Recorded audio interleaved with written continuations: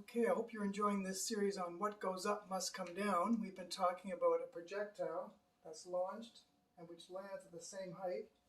I should mention in the absence of air resistance, otherwise it wouldn't have that nice symmetric shape. The maximum height is given by that, the horizontal range is that, and the time in the air is labeled there, where these are the formulas that we derived. Another kinematics formula, which is very famous, is the displacement equals the original velocity times time plus 1/2 the acceleration times the time squared, if the acceleration is constant. So let's apply this once again to the upward motion to the top of a projectile. So we get displacement is h. The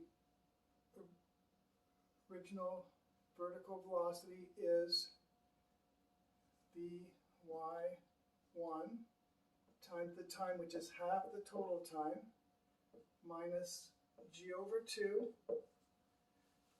the acceleration being negative g, times the time over 2 squared. But what is Vy1? Well, that was just v sine theta, as we've explained a number of times before. So the height equals that times t over 2, where t is this. So if I divide it by 2, that 2 disappears. I get another v sine theta, this time over g.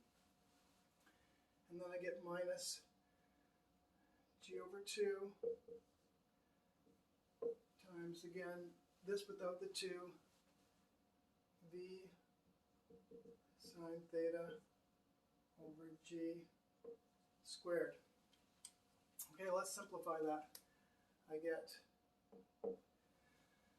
from here v squared sine squared theta over g.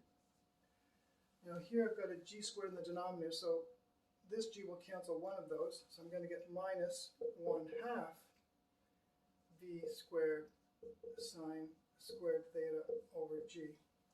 So I have a quantity minus half of the same quantity. Well, that's just the other half of the quantity. So that's v squared sine squared theta over 2g, the 2 there being the half. Well, what do you know? Once again, that's the same formula for the maximum height.